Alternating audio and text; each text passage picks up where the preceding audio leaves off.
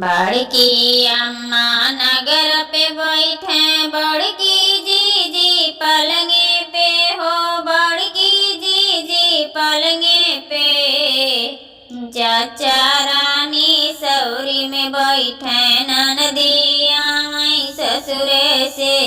चाचा रानी सौरी में बैठे ननदी आई ससुरे से। ननदी आई ससुरे से हो ननदी आई ससुरे से। चाचा रानी सौरी में बैठे ननदी आई ससुरे से। चाचा रानी सौरी में बैठे ननदी आई ससुरे से। ननदी रानी सौरी पोताईने गवा मांगई भौजी से हो ने गवा मांगई भौजी से। कोठवा पर से हंडा उतारा सौरी पोताई ले बैजी। कोठवा पर से हंडा उतारा सौरी लिपाई ले बैजी। हंडा पर से काई छोड़ावा बड़के खोरा से ढाका जी। हाँ बड़के खोरा से ढाका जी। सौरी में बैठी चाचा रानी ससुर से आई ननदी जी। सौरी में बैठी चाचा रानी ससुर से आई ननदी जी। बड़की अम्मा नगर पे बैठी बड़की जीजी पलंगे पे। हाँ बड़की जीजी पलंगे पे। चाचा रानी सौरी में बैठी ननदी आई ससुरे से।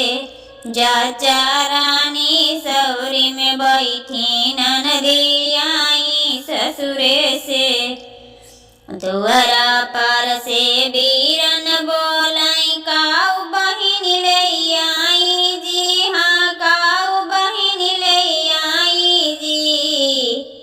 यस जी जान्या बीरन भैया बहिनी छूछ आई जी। यस जी जान्या बीरन भैया बहिनी छूछ आई जी। बहिनी छूछ आई जी। बहिनी छूछ आई जी। यस जी जान्या बीरन भैया बहिनी छूछ आई जी।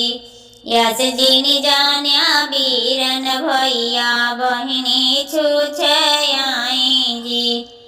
1200 का झूमर गोड़हरा 3200 के साड़ी जी।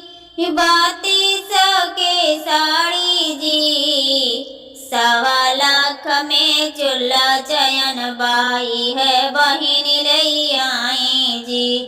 1.25 लाख में चूल्हा चयन बाई है बहिन ले आई जी। इह बहिन ले आई जी। इह बहिन ले आई जी। यस जी जान्या बीरन भैया बहिनी छूछ आई जी। यस जी जान्या बीरन भैया बहिनी छूछ आई जी।